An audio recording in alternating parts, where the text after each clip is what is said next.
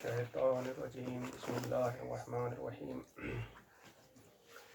الحمد لله الذي نور قلوبنا بالله الحسين وأخيه وجده وأبيه وأمه وبنيه وشيعته ومواليه وجل عيوننا بالبكاء وأذائه ومصيبته وجعل هاتين اليدين لماتمه وأذائه والصلاة والسلام على النبي الأمي القرشي أبتهي أبي القاسم محمد اللهم صل على محمد وآل محمد. أما بعد فقد قال الله تبارك وتعالى في محكم كتابه القرآن المجيد وهو أصدق الصادقين وقوله الحق بسم الله الرحمن الرحيم إنا أعطيناك الكوثر صلوات محمد اللهم صل على محمد وآل محمد. ارشاد پروردگار ہوا میرے حبیب ہم نے آپ کو کوثر عطا کیا ہے، لہٰذا اس کے شکرانے میں اس کے بدلے میں آپ کو نماز بھی پڑھنی ہے، قربانی بھی دینی ہے، اور آپ کا دشمن ابتر رہے گا، اس کا نام و نشان، اس کا اثر ہم ختم کر دیں گے۔ یہ سورہ کب نازل ہوا، کس ماحول میں نازل ہوا؟ جب نبی اس دنیا میں تشریف لائے تو عرب میں فصاحت و بلاغت کا دورہ تھا، بڑے بڑے فصیح و بلیغ تھے اور قصیدہ کہتے تھے۔ جس کا سب سے اچھا قصیدہ ہوتا تھا تو اپنے قصیدے کو خانہ کعبے کے دروازے پر معلق کر دیا کرتا تھا۔ تو 7 قصیدے ایسے تھے کہ جن کا کوئی جواب نہیں تھا، تو نبی کریم نے قرآن کے چھوٹے سے سورے کو، سورہ کوثر کو وہاں پر لٹکایا۔ تو جب ان شاعروں نے اس سورے کو دیکھا، دیکھنے کے بعد کوشش کرنے لگے کہ یہ قرآن نثر کے اعتبار سے دیکھے تو نثر لگتا ہے، نظم کے اعتبار سے دیکھے تو نظم لگتا ہے۔ پورا قرآن اسی طرح ہے، یعنی نظم کے اعتبار سے دیکھے تو آپ کو شاعری کا مزہ آتا ہے، نثر کے اعتبار سے دیکھے تو نثر لگتی ہے۔ بہت کوشش کی، سال بھر کوشش کرتے رہے، لیکن اس کا جواب نہ لا سکے۔ قرآن نے کہا کہ ان کنتم فی ریب مما نزلنا علی عبدنا فاتوا بسورۃ من مثلہ، کہا کہ اگر تمہیں شک ہے کہ یہ قرآن کسی اور کی جانب سے ہے تو تم قرآن کا جواب لے آؤ، قرآن کا نہیں، ایک سورہ کا جواب لے آؤ۔ پھر قرآن نے چیلنج دیا کہ تم سارے عرب مل کر، سارے فصیح و بلیغ مل کر، بلکہ قرآن کا چیلنج بڑھا کہ تم تمام انسان مل کر اس قرآن کا جواب لے آؤ۔ قرآن نے اور چیلنج دیا، صرف تمام انسان نہیں بلکہ اگر تم جناتوں کو بھی اپنے ساتھ ملا لو تو تمام جن اور انس مل کر اس قرآن کے کسی بھی ایک سورہ کا جواب نہیں لا سکتے۔ کہا کہ قل لئن اجتمعت الانس والجن علی ان یاتوا بمثل ھذا القرآن لا یاتون بمثلہ، جن اور انس مل کر اس کتاب کا جواب نہیں لا سکتے۔ اس سورہ کا تو جواب نہ لا سکے، لیکن یہ عرب قرآن اور رسول کے مخالف ہوتے چلے گئے، کہنے لگے، کہا کہ ایت بالقرآن غیر ھذا او بدل ہو، کہا کہ ہم تب آپ کو مانیں گے، تب آپ کے اوپر ایمان لائیں گے، آپ یا تو اس قرآن کو بدل دیں یا کوئی دوسرا قرآن لے کر آئیں۔ اس قرآن کو بدل دے یا کوئی دوسرا قرآن لے کر آئیں۔ وما کان لہذا القرآن یفترا ان یفترا من دون اللہ، کہا کہ اللہ کے علاوہ اس کتاب کو کوئی نہیں بدل سکتا ہے۔ ولیکن تصدیقا بین یدیہ و تفصیل الکتاب، کہا کہ یہ جو کتاب تمہارے سامنے ہے یہ گزشتہ کتابوں کی تصدیق کرتی ہیں اور اس میں کوئی شک و شبہ نہیں ہے، اس لیے کہ یہ کتاب جو ہم نے اپنے حبیب کے اوپر نازل کی ہے، یقولون افتراہ علی اللہ کذبا، کہنے لگے کہ یہ تو اللہ کے اوپر انہوں نے جھوٹ بول دیا ہے، اپنی طرف سے یہ کتاب بنا لی ہے۔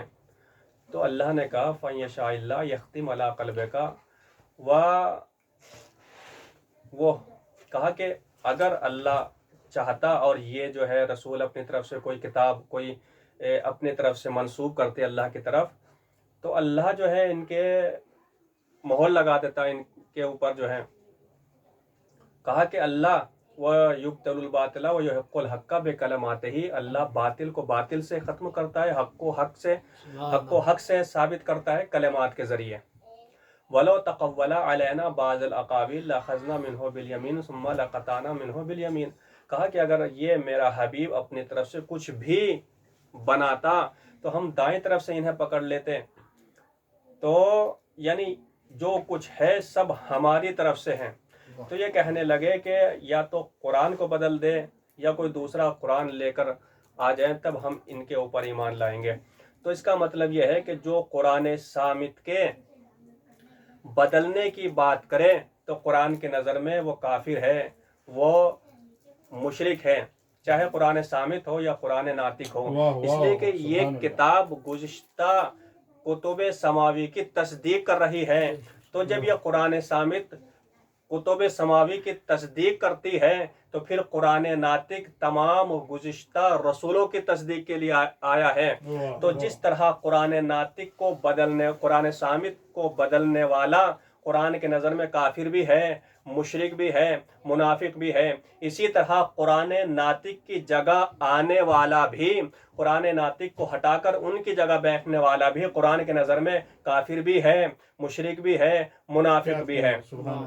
کہنے لگے کہ یہ نبی جو ہے ہم چاہتے ہیں کہ اس کی کتاب کو ختم کر دیں، اس کے مشن کو ختم کر دیں، اس کے مقصد کو ختم کر دیں۔ کہنے لگے وقال الذین کفروا نفترا ہو، کہا کہ یہ جو نبی ہے اس نے اپنی طرف سے یہ کتاب بنا لی ہے اور ہم تو یہ چاہتے ہیں کہ اس کے مشن کو ختم کر دیں، اس کے مقصد کو ختم کر دیں۔ وَعَنَهُ قوم آخرون، وَعَنَهُ علیہ قوم آخرون، مگر کیا کرے ایک قوم ہے جو مسلسل اس کی مدد کر رہی ہے، اس کے سپر بنی ہوئی ہے، جو اس کی مدد کرتی رہتی ہے، جو اپنے بچوں کو اس کی جگہ پر لٹاتی ہے، اسے اپنے بچوں کی جگہ پر لٹاتی ہے۔ یعنی اگر اسے کوئی مصیبت کوئی مشکل ہو تو اس کے بچوں پر مشکل آ جائے، محمد کی جان بچ جائے۔ یہ قوم وہی ہے جس کے لیے قرآن نے کہا الم یجدک یتیما فآوا، میرے حبیب تمہاری پرورش کسی اور نے نہیں کی ہے بلکہ ہم نے تمہاری پرورش کی ہے۔ صلوات پڑھے محمد آل محمد پر۔ قرآن کے دشمن ہوتے چلے گئے، نبی کے دشمن ہوتے چلے گئے، نبی کے اوپر بہتان اور الزامات لگانے لگے، کہنے لگے انک لمجنون، کہ یہ تو مجنون ہے۔ تو قرآن نے اسی الفاظ سے ان کی رد کی، کہا کہ وما انت بنعمت ربک بے مجنون، میرے حبیب آپ مجنون نہیں ہیں بلکہ جو آپ کے اوپر الزام لگا رہے ہیں یہ خود مجنون ہے۔ لشاعر مجنون، کہا کہ یہ تو شاعر ہے، یہ تو خیالات کی وادیوں میں رہتا ہے۔ تو قرآن نے کہا وما علمناہ الشعر وما ينبغي له ان هو الا ذکر وقرآن مبین، کہا کہ ہم نے اپنے حبیب کو اشعار کی تعلیم نہیں دی ہے بلکہ ہم نے تو اسے ذکر عطا کیا ہے، ہم نے تو اسے قرآن عطا کیا ہے۔ کہا کہ لستا مرسلا، یہ رسول نہیں ہے۔ قرآن نے انہی الفاظ میں کہا انک لمن المرسلین، میرے حبیب آپ مرسلین میں سے ہیں۔ کہنے لگے وما علی الرسول یاکل الطعام ویمشی فی الاسواق، اسے کیا ہو گیا کہ یہ نبی کیسا ہے جو بازار میں گھومتا ہے اور یہ کھانا بھی کھاتا ہے۔ ان کے ذہن میں یہ تھا کہ نبی یا تو ملائکہ میں سے ہوتا ہے، فرشتوں میں سے ہوتا ہے، یا نبی ہم جیسے مالداروں میں سے ہونا چاہیے۔ یہ غریب خاندان میں کیسے اللہ نے نبی بنا دیا ہے؟ تو قرآن نے کہا وما ارسلنا قبلک، کہ ہم نے جو گزشتہ نبی بھیجے ہیں وہ کیا ہے؟ انہم لیاکلون الطعام ویمشون فی الاسواق، کہا کہ وہ بازار میں بھی چلتے تھے، وہ کھاتے بھی تھے، پیتے بھی تھے اور وہ نکاح بھی کرتے تھے، وہ تمہاری طرح انسان تھے، یعنی انہی الفاظ میں خدا نے رد کی ہے. کہا کہ اس کے کوئی اولاد نہیں ہے. جب 2 بیٹے نبی کے شہید ہو گئے، دنیا سے چلے گئے، تو کہنے لگے کہ اس کا مقصد جلدی ختم ہو جائے گا اور اس کا مشن جلدی ختم ہونے والا ہے، یہ تو ابتر ہے. تو قرآن نے انہی الفاظ میں رد کی، انا شانئک هو الابتر. میرے حبیب آپ کو پریشان ہونے کی ضرورت نہیں ہے، اس لیے کہ آپ کا دشمن ابتر ہے. یعنی معلوم یہ ہوا کہ جو بھی کسی بھی زمانے میں، کسی بھی دور میں نبی کے اوپر تہمت لگائے، نبی کے اوپر بہتان لگائے، تو قرآن کی نظر میں وہ لا یعقل کی منزل میں ہے. تو جب نبی کو شاعر کہنے والا، مجنون کہنے والا، قرآن اسے انسان نہیں سمجھتا ہے، تو پھر اگر کوئی نبی کے دماغ پر شک کرے، نبی کی رسالت میں شک کرے، تو پھر قرآن کی نظر میں وہ انسان بھی نہیں ہے، وہ لا یعقل کی منزل میں ہے. صلوات پڑھیں محمد و آل محمد پر. میرے حبیب، ہم نے آپ کو کوثر عطا کیا ہے. یہ چھوٹا سا سورہ ہے، اگر اس میں آپ دیکھیں تو نحو کے تمام قاعدے اس میں بیان کر دیے گئے ہیں، صرف کے تمام قاعدے اس میں بیان کر دیے گئے ہیں، فصاحت و بلاغت کے تمام قاعدے اس چھوٹے سے سورے میں اللہ نے بیان کر دیے ہیں. جملہ انشائیہ، جملہ خبریہ، جملہ فعلیہ، وصل، فصل اور مزید فی، مجرد، تمام ابواب اللہ نے اس چھوٹے سے سورے میں بیان کر دیے ہیں. انا آتینا، ہم نے آپ کو کوثر عطا کیا ہے. اللہ اگر اپنی عظمت کو بیان کرنا مقصد نہیں ہوتا ہے تو وہاں مفرد کے ساتھ استعمال کرتا ہے، انی انا اللہ، انا ربکم، میں تمہارا رب ہوں. لیکن جہاں اپنی کبریائی کو بیان کرنا مقصد ہوتا ہے، اپنی عظمت کو بیان کرنا مقصد ہوتا ہے، اور جس چیز کو بیان کیا جا رہا ہے اس کی عظمت کو بیان کرنا مقصد ہوتا ہے، تو وہاں انا کے ساتھ استعمال کرتا ہے. انا ارسلناک من قبلک، انا وما ارسلنا، کہا کہ وما ارسلناک الا رحمتا للعالمین. میرے حبیب، ہم نے آپ کو رحمت اللہ عالمین بنا کر بھیجا ہے. اور پورے قرآن میں 4 سورے ایسے ہیں کہ جہاں انا کے ذریعے ابتدا ہوئی ہے.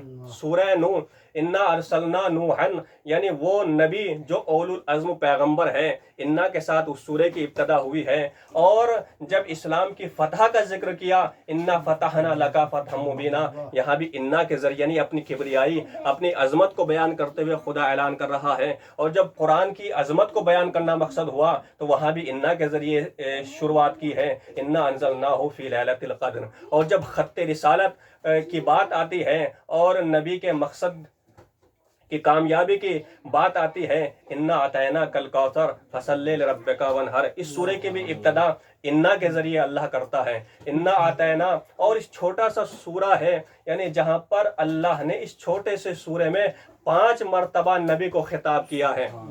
یعنی 20 سے زیادہ مقام ایسے ہیں جہاں کاف کے ساتھ اللہ نے نبی کو خطاب کیا ہے. یہی نہیں بلکہ اللہ یہ چاہتا ہے، نبی کے اعضاء کا نام لے کر ذکر کرتا ہے. کبھی یدا کا کہتا ہے، کبھی عنوقہ کہتا ہے، کبھی ذکر کا کہتا ہے، کبھی صدرہ کا کہتا ہے، کبھی لسانوں کا کہتا ہے. یعنی نبی کے کبھی کپڑوں کا ذکر کرتے ہوئے خدا نبی سے مخاطب ہوتا ہے. جناب موسیٰ سے جب اللہ نے کہا کہ تمہارے ہاتھ میں کیا ہے، تو کہا کہ عصا ہے، میں اس سے یہ کرتا ہوں، بکریاں چراتا ہوں، پتے توڑتا ہوں. یعنی علماء کہتے ہیں کہ موسیٰ نے کلام کو طول دیا تاکہ زیادہ سے زیادہ اللہ سے گفتگو کر سکے. موسیٰ وہ ہیں جو اللہ سے زیادہ کلام کرنا چاہتے ہیں، لیکن نبی کریم وہ ہیں جو اللہ نبی کریم سے دیر تک گفتگو کرنا چاہتا ہے. ان کے اعضاء کا تذکرہ کرتے ہوئے خدا کہتا ہے، یعنی وہ خدا جو رب الناس کہہ کے خطاب کرتا ہے، رب و کل شائن کہہ کے خطاب کرتا ہے،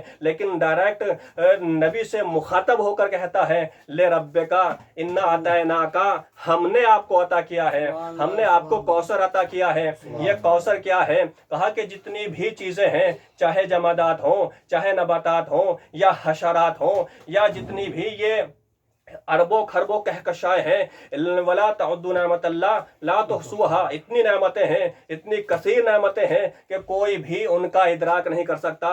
یہ ترقی یافتہ زمانہ جو اپنے آپ کو ترقی یافتہ کہتا ہے، انہوں نے ان جمادات، نباتات اور حشرات کی جو اقسام ہے ان کی بھی ان کو رسائی نہیں ہو پائی ہے.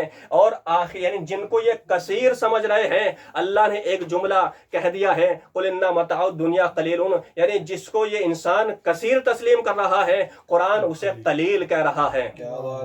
تو جب یہ کثیر دنیا کی نظر میں کثیر ہے تو پھر اور اللہ اسے قلیل کہہ رہا ہے، تو جب اللہ کی نظر میں یہ اتنا کثیر قلیل ہے تو پھر کسی کو کثیر بھی کہا ہوگا، کثیر سے زیادہ کسی کو کوثر بھی کہا ہوگا، کسی کو کوثر بھی کہا ہوگا۔ ہم نے آپ کو کثیر نہیں کوثر عطا کیا ہے، اور ہر کثیر کی اللہ مدح نہیں کرتا ہے، اس لیے کہ قرآن میں جب آپ کثیر کا لفظ دیکھیں گے، کہا کہ اکثرہم لا یعلمون، اکثرہم لا یفہمون، اکثرہم لا یشکرون، اس طرح کے الفاظ قرآن نے استعمال کیے ہیں۔ اکثر وہ ہیں جو شکر نہیں کرتے ہیں، جو جانتے نہیں ہیں، جو سمجھتے نہیں ہیں، یعنی اکثریت کی اللہ نے مذمت کی ہے۔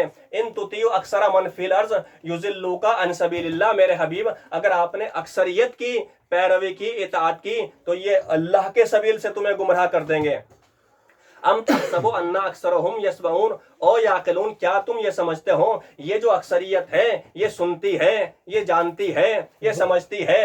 ایسا نہیں ہے، بلکہ یہ تو الا کالانعام، یہ تو جانوروں کی طرح ہے، یعنی ہر کثرت قابل مدح نہیں ہوتی ہے۔ کہا کہ قل لا یستوی الخبیث والطیب، کہا کہ خبیث اور طیب برابر نہیں ہو سکتے۔ ولو اعجبک کثرت الخبیث، تمہیں یہ خبیث کی کثرت تعجب میں نہ ڈال دے، یعنی معلوم یہ ہوا کہ ایک کثرت وہ ہے کہ جس کی اللہ مذمت کر رہا ہے، ایک کثیر وہ ہے جس کی اللہ مذمت کر رہا ہے، ایک کثیر وہ ہے کہ جس کی اللہ تعریف کر رہا ہے۔ کثیر سے زیادہ کیا ہے؟ کوثر، ہم نے آپ کو کوثر عطا کیا ہے، یعنی جس کثیر کی اللہ مدح کر رہا ہے وہ کثیر کیا ہے، وہ کوثر کیا ہے؟ کہا وہ ذریت فاطمہ ہے، ذریت رسول ہے، یعنی معلوم یہ ہوا کہ جس ذریت کی، جس کثرت کی، جس نسل کی اللہ مدح کرے تو پھر اس نسل کا احترام بھی واجب ہے، اس کی تعظیم بھی ضروری ہے۔ صلوات پڑھے محمد و آل محمد پر۔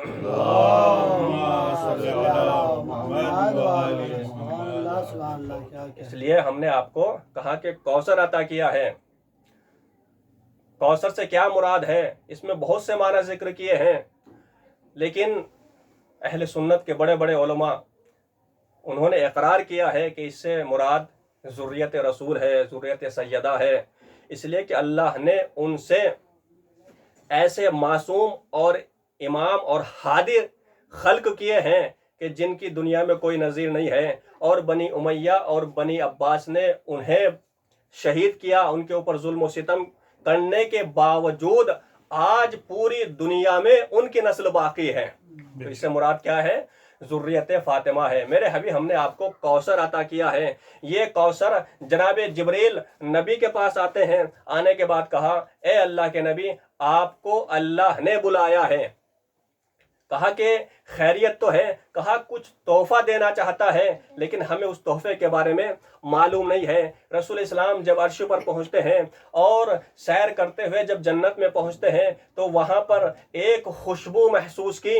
کہا کہ اے جبرائیل یہ خوشبو کون سی ہے جو تمام خوشبوؤں پر بھاری ہے؟ کہا کہ اے اللہ کے نبی جنت میں بہت سے درخت ہیں اور ہر درخت پر بہت سے سیب لگے ہوئے ہیں، لیکن ایک درخت ایسا ہے جو اکیلا ہے اور اس پر صرف ایک ہی سیب لگا ہوا ہے۔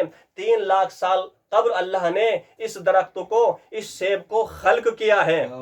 اس کی خوشبو تمام خوشبوؤں پر بھاری ہے۔ وہ سیب فرشتے نبی کی خدمت میں لاتے ہیں اور نبی نے جب اس سیب کو کھایا تب جا کے نور فاطمہ وجود رسول میں پہنچا ہے۔ یعنی اس نور کے اگر کوئی امین ہوا ہے یا تو اس نور کا اللہ امین ہے، یا رسول اس کا امین ہے، یا خدیجہ امین ہے، یا امیر المومنین امین ہے۔ صلوات پڑھے محمد و آل محمد پر۔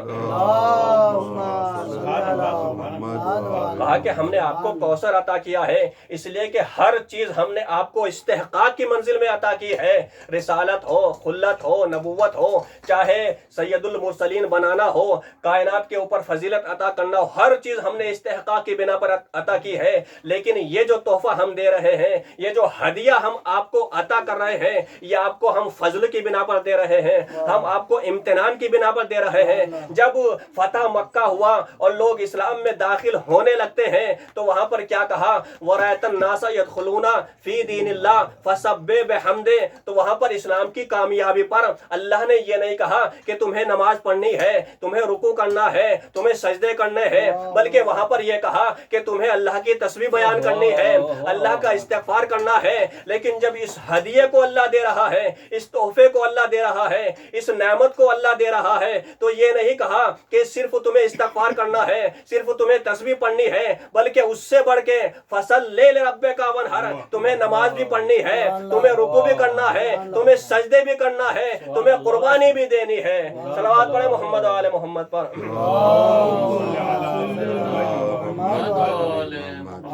इसलिए कि ये छोटा सा सूरा वो है कि जिस दौर में फसाहत व बलागत का उरूज था, कसीदे लोग कहते थे। कसीदे में क्या होता है, कहा कि कसीदे में मदह होती है या मजम्मत होती है और तबलीग होती है, या यूँ कहा जाए कि उस वक्त कसीदे में तवल्ला बयान किया जाता था, तबर्रा बयान किया जाता था, तबलीग होती थी। और ये तीनों बातें इस छोटे सूरे में अल्लाह ने बयान कर दी है। इन्ना अतैना कल कौसर, इसमें तवल्ला भी है, फसल्लि लिरब्बिका वन्हर तबलीग भी है, इन्ना शानिअका हुवल अब्तर, और इसमें तबर्रा भी है। तीनों बातें इस छोटे से सूरे में बयान कर दी है। अगर आप इसके अदद के एतबार से देखें तो ख़ास तौर पे 10 के अदद को इस सूरे में मुलाहजा किया गया है। 10 ही का अदद इस सूरे में क्यों इस लिहाज किया गया है, इसलिए कि बहुत से अहकाम में जिस तरह 40 का अदद का लिहाज किया गया है, इसी तरह 10 का अदद भी उस लिहाज किया गया है। कहा कि ये जो सूरा है, इस सूरे के 10 कलेमात हैं और इस सूरे के 43 हर्फ हैं। इस सूरे के जो 3 आयतें हैं, पहली आयत में भी 10 हर्फ हैं, दूसरी आयत में भी 10 हर्फ हैं, तीसरी आयत में भी 10 ही हर्फ हैं। और सबसे ज्यादा इस सूरे में अलिफ की तकरार हुई है, वो भी 10 मरतबा अलिफ की तकरार हुई है। 10 हर्फ ऐसे हैं जो सिर्फ 1 मरतबा जिक्र हुए हैं, और 10 हर्फ ऐसे हैं जो इसमें जिक्र नहीं हुए हैं। 10 हर्फ जिनके ऊपर नुक्ता है वो 10 ही मरतबा, 10 हर्फ जिनके ऊपर नुक्ता है वो 10 मरतबा जिक्र हुए हैं। और इस सूरे में तीनों आयतों में आखिर में रा आई है, और रा का हरूफ हिजाई में जो नंबर है वो 10वें नंबर पर है। सूरह कौसर के बाद जो सूरे हैं उनमें 10 कलेमात के आखिर में रा के ऊपर कलेमात का इख्तिताम हुआ है। और ये जो 3 आयत 10 कलेमात हैं, 10 कलेमात के शुरू में जो पहला हर्फ है, जैसे इन्ना अलिफ और फसल्ले फे हुआ यानी हा, यानी पहला जो हर्फ है, इस पूरे सूरे में 20 मरतबा उन 6 हरूफ की तकरार हुई है। यानी 10 और 10 कितने होते हैं, 20 होते हैं। और अगर हरूफ हिजाई के एतबार से देखा जाए कि ये 6 हरूफ किस नंबर पर है, तो ये होते हैं 110। आप 10 को 10 से गुना करें 100 होता है, 10 का और इजाफा कर दें 110 होते हैं। इसी तरह इन 10 कलेमात के आखिर में जो लफ्ज, आखिर में जो हर्फ इस्तेमाल हुआ है, उनकी मजमूई तादाद 30 है। 10 और 10 कितने होते हैं, 30 होते हैं। अगर इनको हरूफे हिजाई के एतबार से देखें कि ये किस मकाम पर है, कितने अदद कितने नंबर पर है, तो इनके नंबर निकलते हैं 108, और 108 सूरह कौसर का नंबर है, यानी सूरह कौसर 108वें नंबर पर है।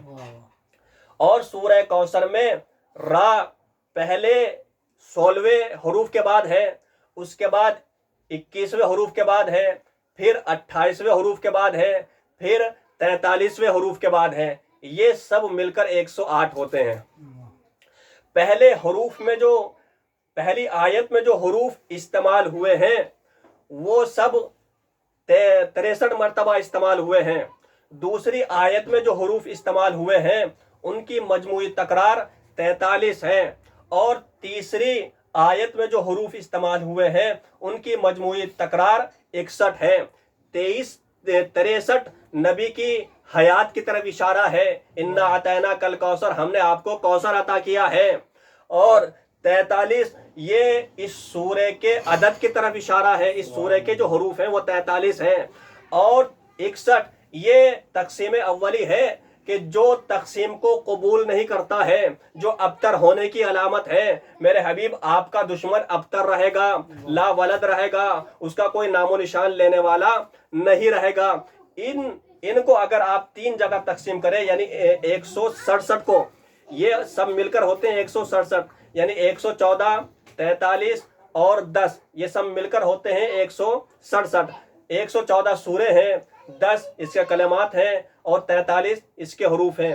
یہ 167 جو ہے سورہ نساء کی ایک آیت ہے، 167ویں.